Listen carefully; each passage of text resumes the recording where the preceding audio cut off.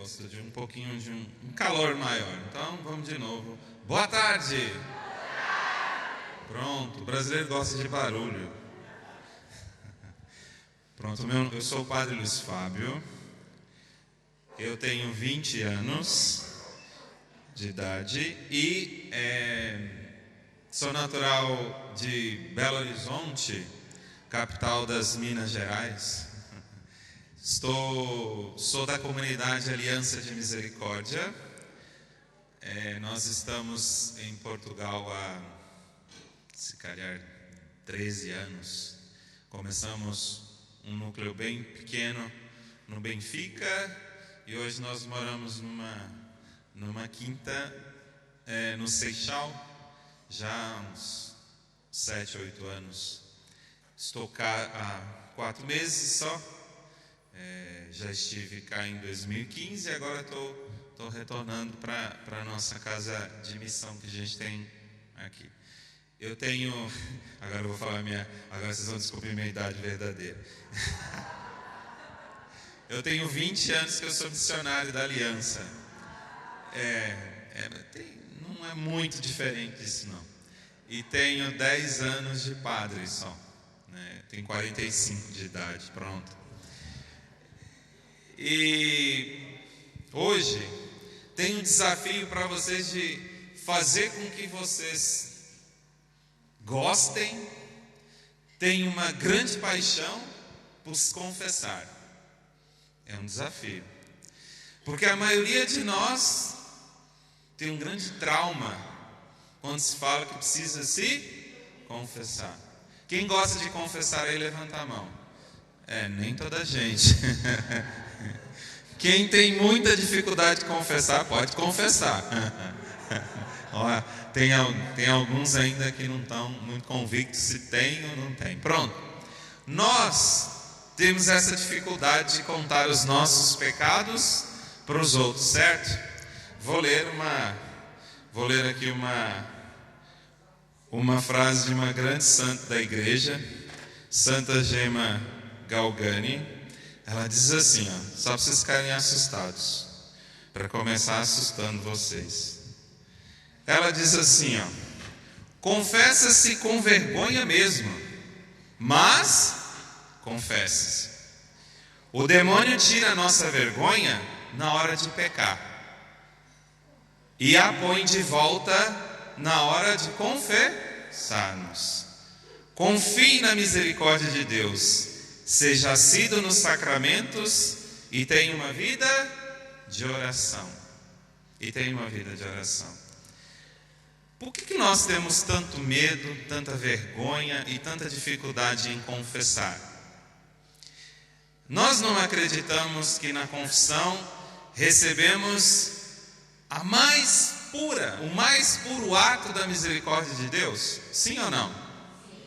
E por que temos vergonha de confessar? Se nós acreditamos que na figura do sacerdote, naquele momento, persona Christi, mais uma vez, ele age na pessoa de Jesus e ele é o único que tem o poder de perdoar os nossos pecados, mas a gente tem dificuldade de ir se confessar. Eu costumo dizer, não aqui em Portugal, aqui eu ainda não vi isso, mas no Brasil, que o povo é muito pecador. Todos os exemplos que eu vou dar para vocês são do Brasil, tá? Cá em Portugal não se aplica. Pronto. No Brasil as pessoas chegam assim para se confessar. Padre, então, meu cachorro, meu cão, né, como se diz, passou e abanou o rabinho, pegou na minha perna e eu senti, e ele vai, enfim. Ou as boas senhoras, né? Porque o meu marido, ele fez isso, e o meu filho, Nós não somos diretos para confessar, porque a gente tem medo. A gente tem medo, alguém gritou aí, tem vergonha. Porque a gente é muito rápido para fazer, mas nós somos pouco ágeis também para se arrepender. O sacramento da confissão, ele exige, ou da penitência, exige 3 coisas. Primeiro, para você ir até o sacerdote, você precisa estar o quê? Arrependido. É a primeira coisa, você tem que estar arrependido. Então não adianta nada ir ao teu sacerdote contar uma história. Se eu não estou arrependido, por que eu estou a contar uma história que não tem nada a ver com o pecado? Segunda coisa, eu tenho que ter plena consciência que eu pequei. Então, se foi eu que pequei, logo eu também não preciso fazer toda aquela história. Foi eu que pequei. Então eu estou indo lá dizer que eu fiz isso. Eu fiz aquilo. Pronto, não quero ficar aqui dizer pecados. Mas arrependimento. Segundo, eu tenho que ter plena consciência de que aquilo que eu fiz é pecado. É muito comum no Brasil, não cá em Portugal, estou a repetir isso sempre, as pessoas chegarem para você e falarem assim: olha, seu padre, estou aqui para confessar, mas eu nem sei que eu vou confessar. Aí eu começo a pensar assim: primeira coisa, preciso estar arrependido. Segunda coisa, preciso ter consciência de que eu... Então, se você não sabe o que você tem para confessar, essas duas primeiras coisas vão por água abaixo, né? Nem precisa estar lá, porque ele não sabe o que ele vai se confessar. Todos os dias, quando eu penso no primeiro mandamento, eu penso assim: eu preciso me confessar. Amar a Deus sobre todas as coisas. Ó, senhor padre, mas o que eu preciso fazer para me confessar bem? Olha, primeiro, se arrepender. Segundo, ter consciência dos pecados. Para ter consciência plena dos pecados, a pessoa virou e falou assim: mas o que eu preciso fazer? Fácil.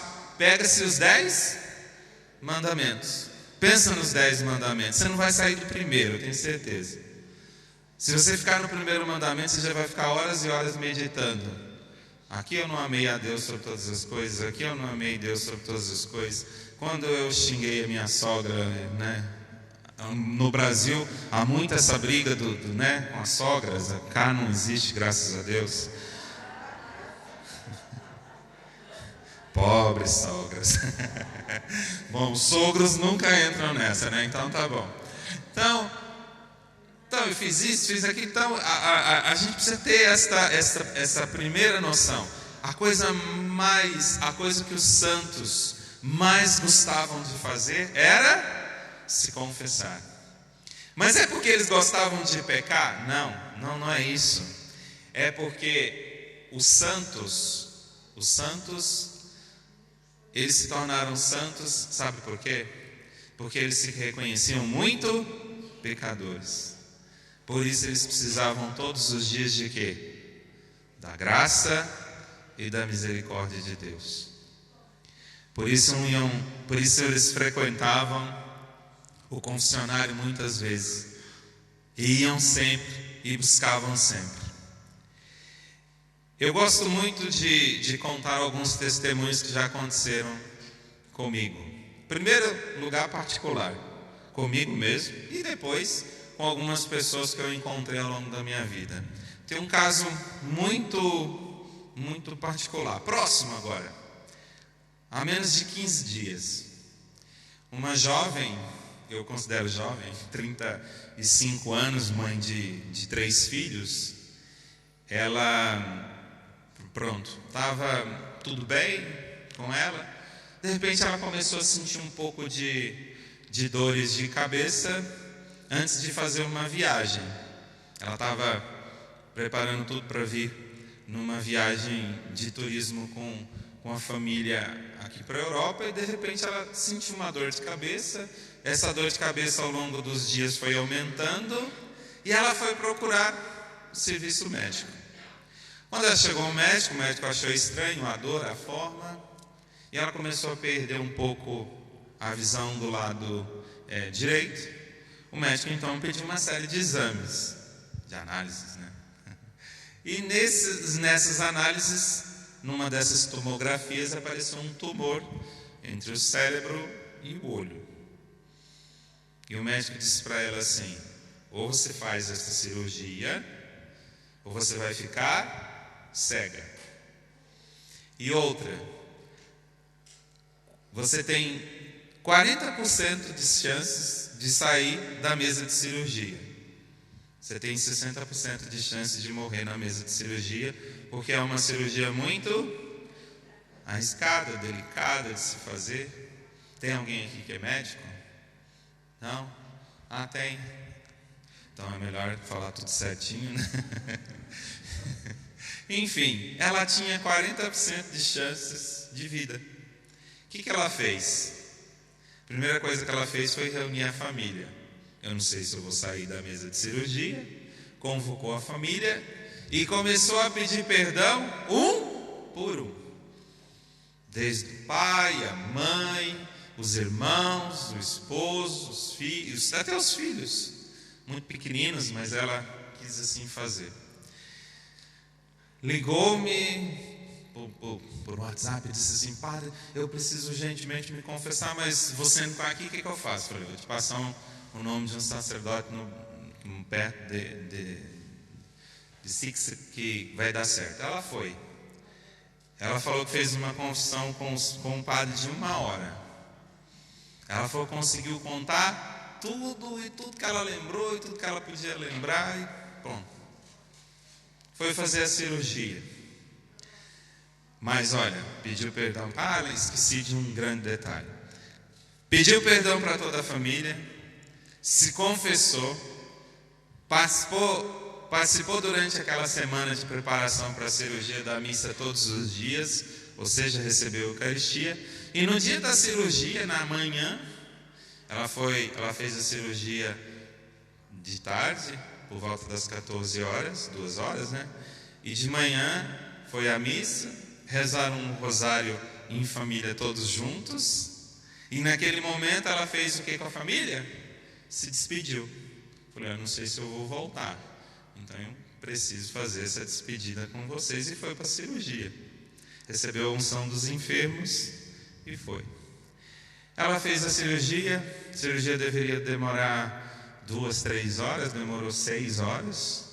Teve várias complicações durante a cirurgia, mas enfim conseguiram retirar o tumor. Isso foi num sábado.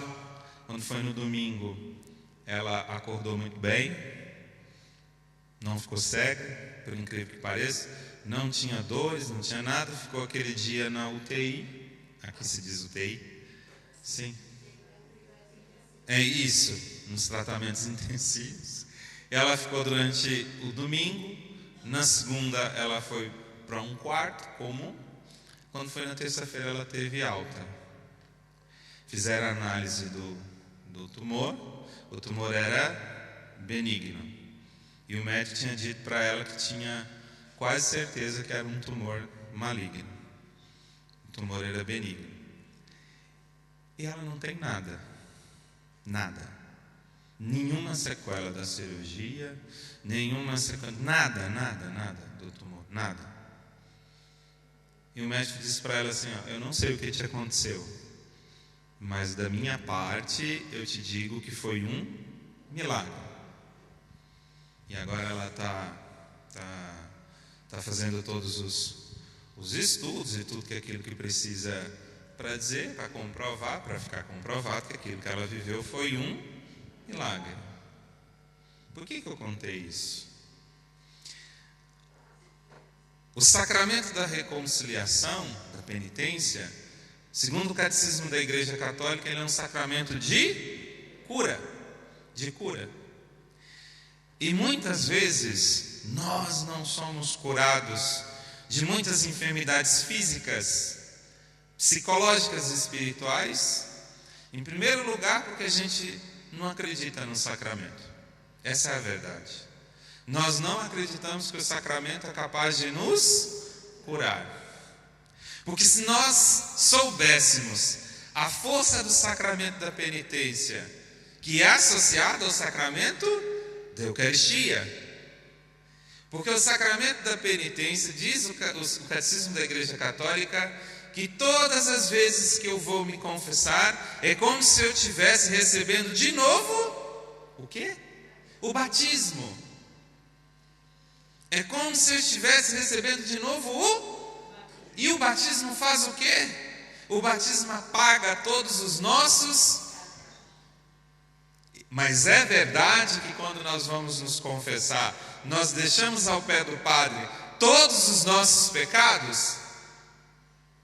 Sim ou não? Sim.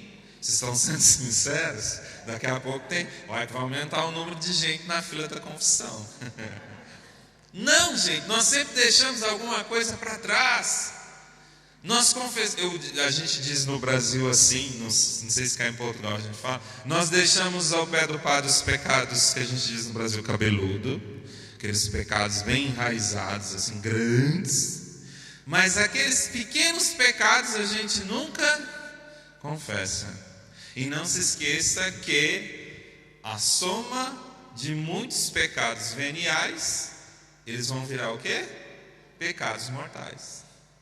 A soma de pecados veniais, quem gosta de matemática aí, né? Então, você vai somando um monte de pecado venial, eles vão virar o quê?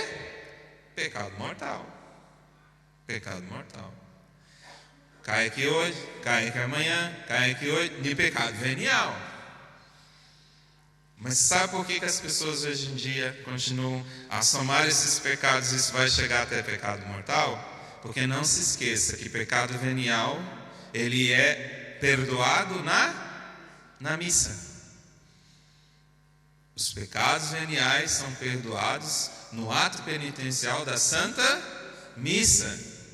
Só que, como nós hoje em dia não participamos da missa mais todos os dias, o que vai acontecendo? Nós vamos somando os pecados veniais, vamos somando pecado venial, vamos somando pecado venial, vamos somando pecado venial. Quando você menos se apercebe, cair num pecado mortal. Você vai se chateando aqui hoje, se chateando aqui hoje, até um dia você vai perder a paciência e vai querer matar o teu marido. Pronto, pecado mortal. Desejo de matá-lo. Somatório de pecados veniais. Me chateei ontem, não procurei ele, não pedi perdão. Vou amanhã de novo. Bendito. Deixou os sapatos sugados aqui no quarto. Marido bendito. Vai lá, canta. Deixou a roupa pendurada. Deixou lá as cuecas da casa de banho. E vai. Uma raiva hoje, uma raiva amanhã. Né? E pronto. Mentira, né? Mas isso no Brasil, viu? Os maridos do Brasil que são assim. Vê lá, aqui em Portugal não. Alguém já levantou a mão dizendo, não, cá não. Os portugueses não fazem assim. Pá, né? Então, são essas somatórias desses pequenos pecados que nos levam aos grandes pecados. Mas nós não participamos mais da Eucaristia diariamente. Aí vocês devem estar falando assim, seu padre, mas lá na minha paróquia não tem missa todos os dias. Vai lá bater na porta do seu padre todo dia e reclamar. É verdade.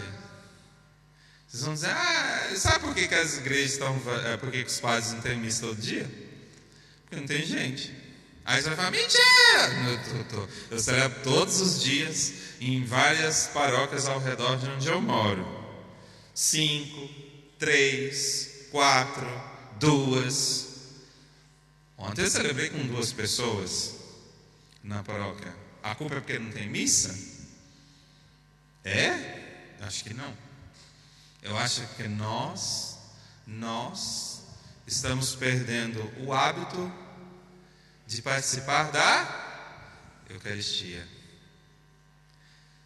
Eu cheguei do Brasil há pouco tempo. E no Brasil a história da pandemia está muito pior do que vocês cá em Portugal. A situação é horrível. Bom, está sendo gravado, né? Há coisas que não se pode falar quando estão se gravando. Essa história de que eu corto. Bom, no meio da pandemia no Brasil, eu não tenho medo também de falar isso não. No meio da pandemia no Brasil, aquela confusão, as pessoas morrendo de medo e infelizmente algumas pessoas realmente falecendo, muitas pessoas, enfim. E as igrejas no Brasil todas fechadas. Eu falei, mas como pode isso? E aí todos os dias chegavam para mim, me telefonavam. Padre, morreu meu pai. Mas o senhor pode fazer o funeral? Eu dizia, posso? Aí todo mundo disse, não, mas como é que você vai sair de casa? E o Covid, e não sei o quê. Eu falei assim, disse isso várias vezes para os missionários que moravam comigo. Deixa eu te explicar uma situação. Eu fui ordenado padre há 10 anos. No dia da minha ordenação, e acredito que no dia da ordenação dos padres que estão cá conosco, nós nos deitamos no chão,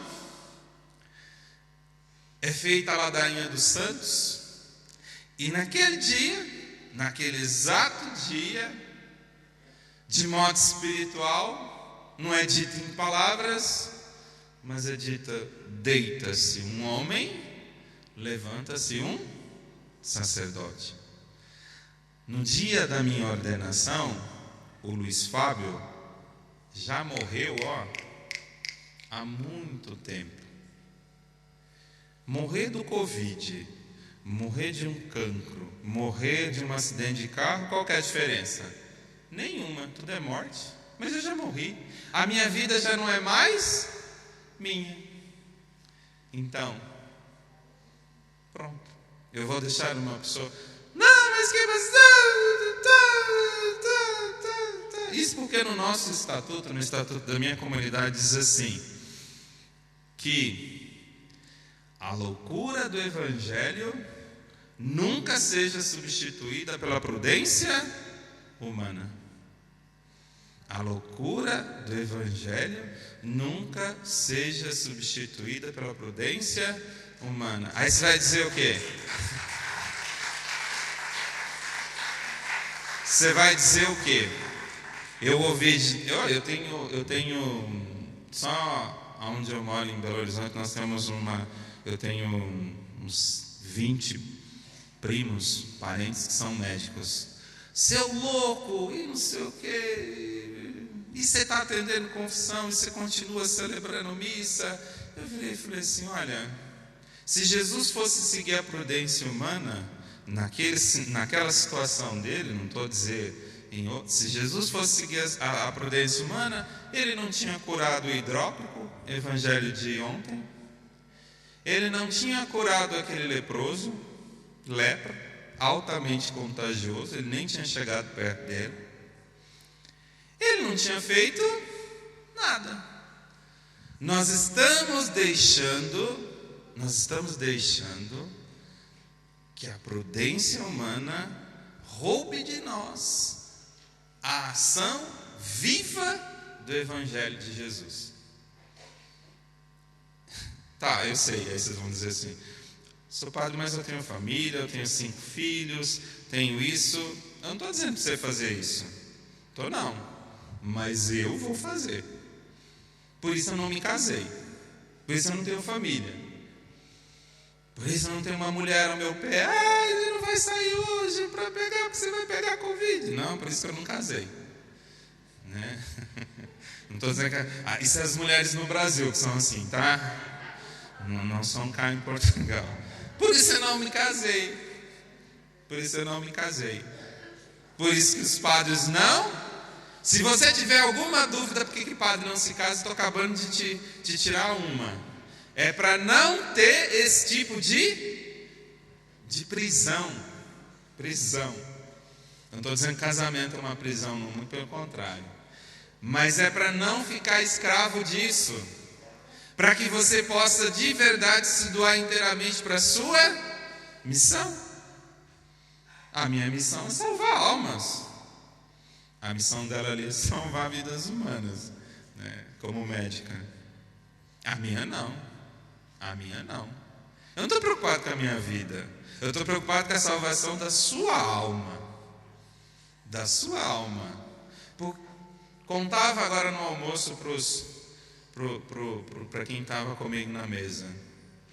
A gente perdeu uma missionária há poucos anos atrás, há 3 anos atrás, de infarto fulminante, 34 anos, de um problema no coração. Foram exumar o corpo dela agora, quarta-feira, o corpo dela estava intacto.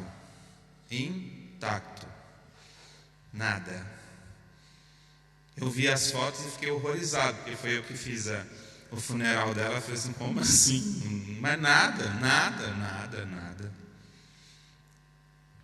E esse corpo aqui, gente, no caso da Vanessa, não se decompôs, mas isso que não vale nada. O que importa para Deus? E em que Deus está interessado? Com a sua alma. Nesse exato momento, seja que aqui, seja que em Portugal, seja que em outros lugares do mundo, as pessoas estão preocupadas com o corpo e estão se esquecendo da alma. O Papa Francisco, lá atrás, ele disse uma frase que ficou ecoando no meu coração naquele tempo: a Eucaristia é real e não virtual. A Eucaristia é real e não virtual. Agora, vamos dizer que nós estamos num pós-pandemia, né? Vamos dizer que a pandemia está vamos acreditar que está a acabar. Vamos acreditar num pós-pandemia.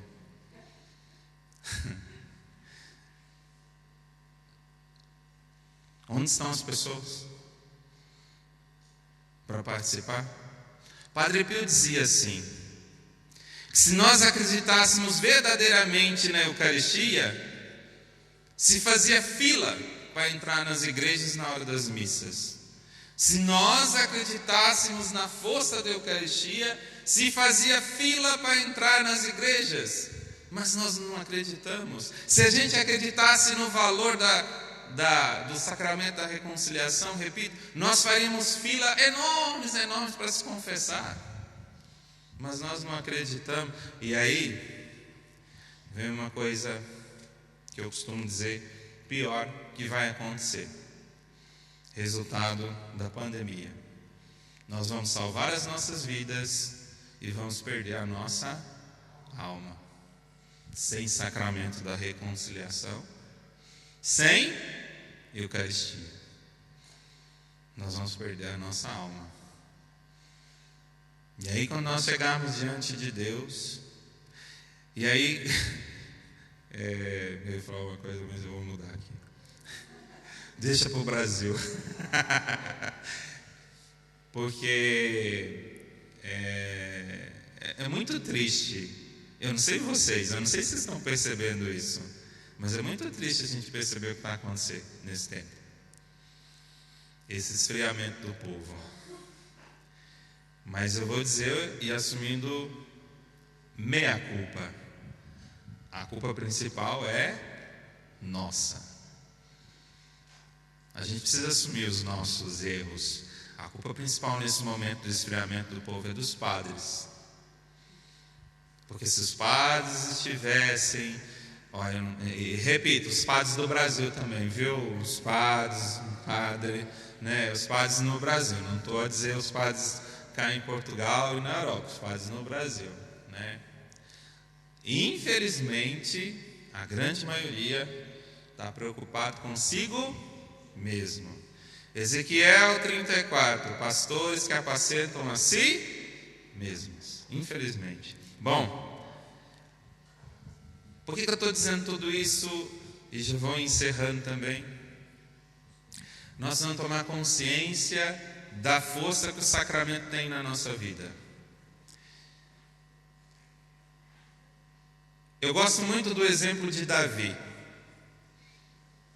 do grande rei Davi, um homem de uma unção tremenda. Um homem que Deus derramou graças e graças e graças sobre ele. Um homem, segundo a Bíblia vai dizer que um homem segundo o coração de Deus. Um homem impecável. Um homem que recebeu a unção de Deus. Mas que pecou e pecou grande, muito grande. Davi não foi só adúltero. Davi foi homicida. Ele arquitetou o homicídio do seu funcionário. Vocês sabem o que é isso? Isso é grande, é grave. Além de ter adulterado, além de tudo que ele fez, mas Davi teve uma graça. E qual foi a graça?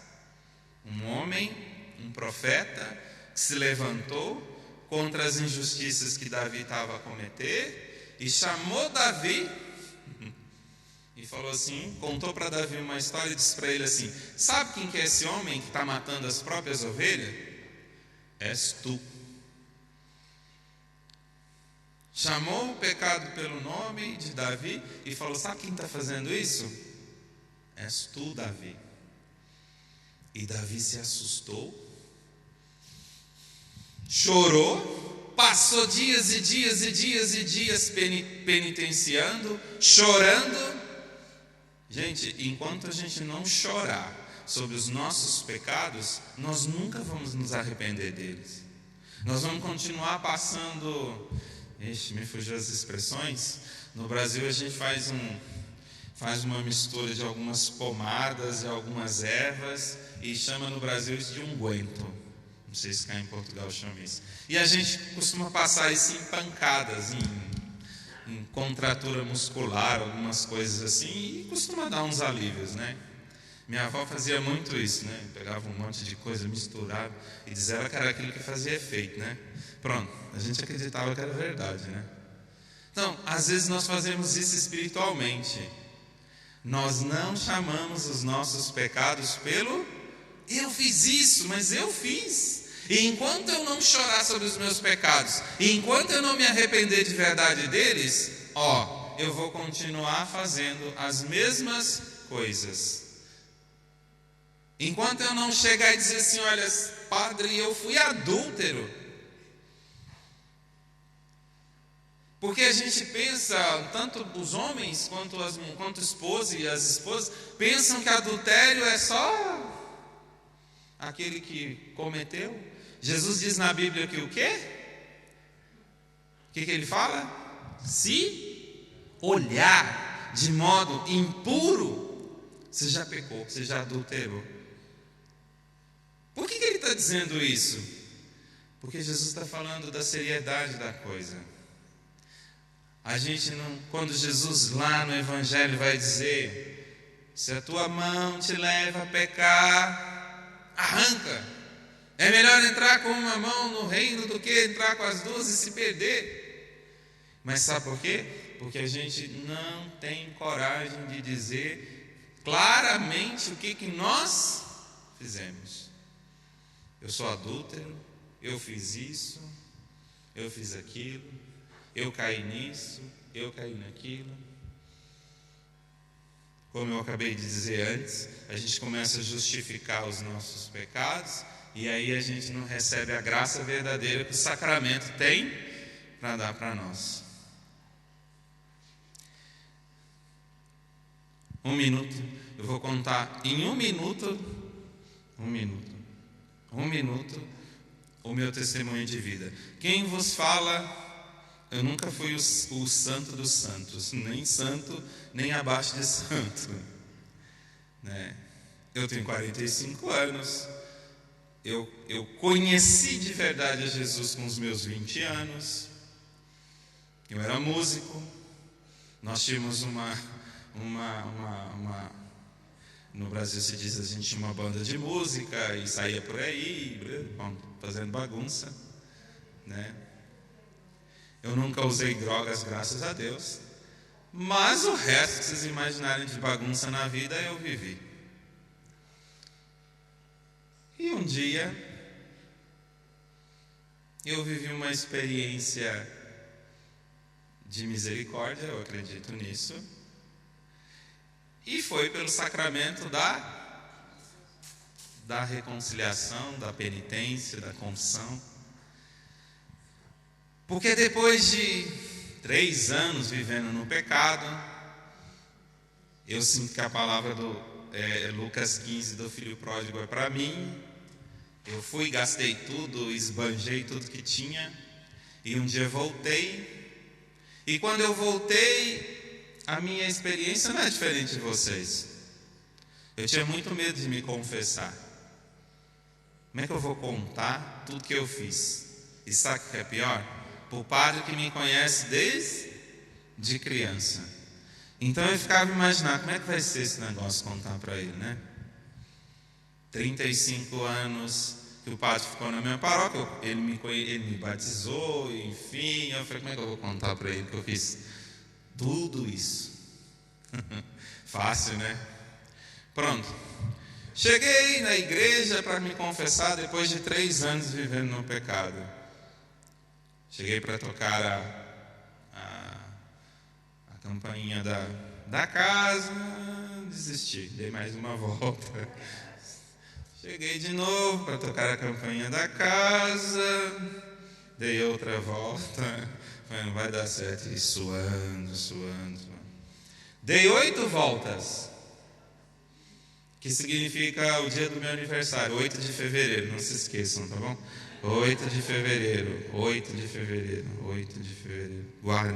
de fevereiro, isso, pronto, 8 de fevereiro, 8 voltas, porque era 8 de fevereiro, era o dia do meu aniversário.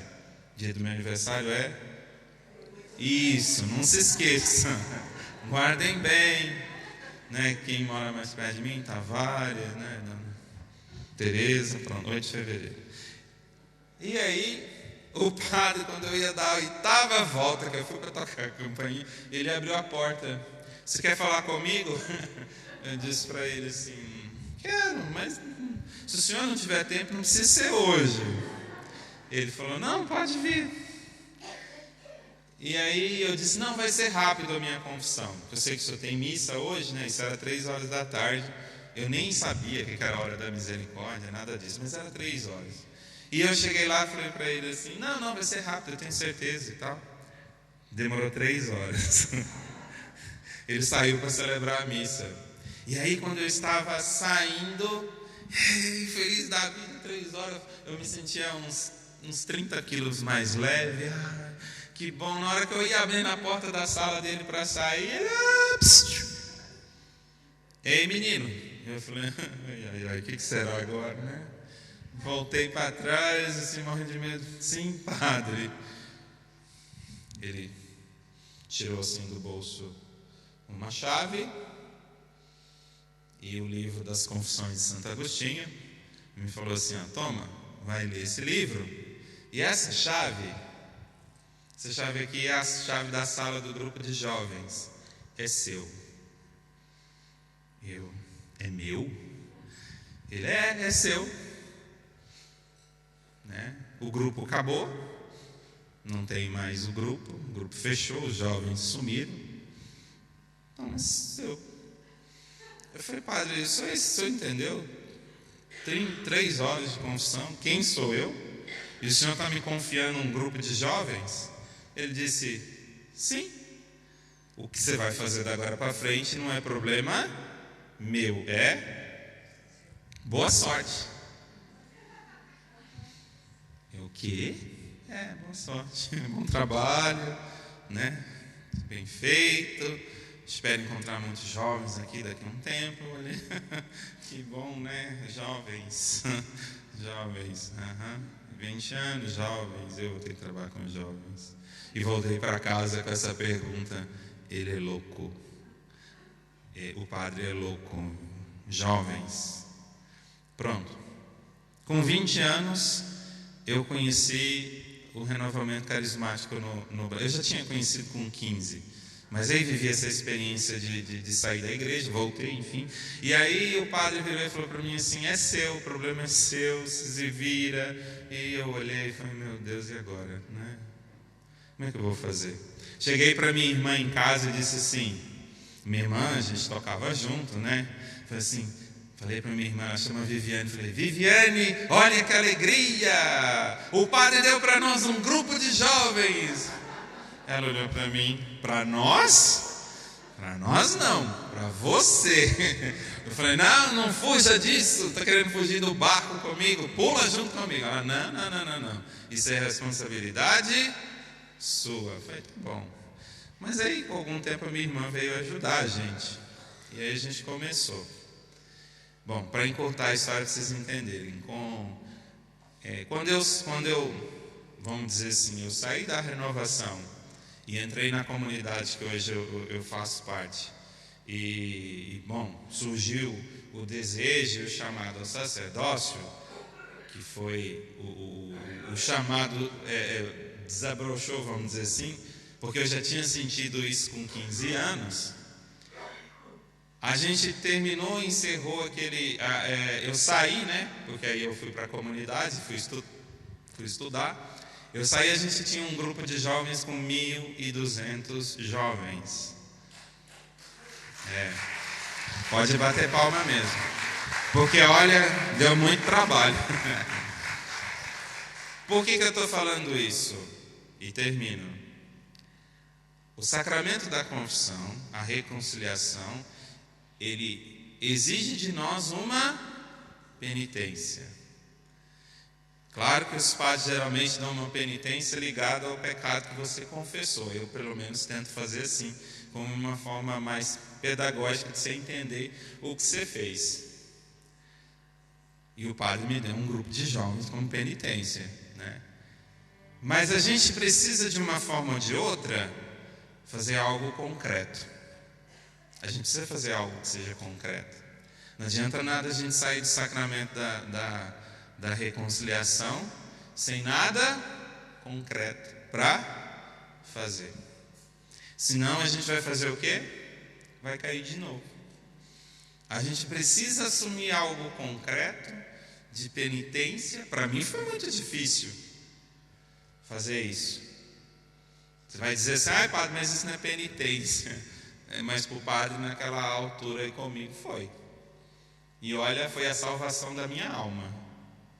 Se ele não tivesse me dado aquilo, ele foi muito sábio. Eu não sei se eu estaria aqui hoje, não. E olha que eu não estou diminuindo em nada as penitências que às vezes a gente dá, de rezar isso, de fazer aquilo.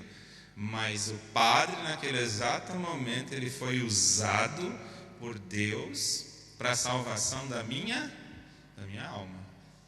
Se eu estou aqui hoje, louvado seja Deus pelo Padre Álvaro que está no céu, porque foi ele que, enfim, nessa tomada me fez estar aqui hoje. É isso. O sacramento exige de nós uma resposta.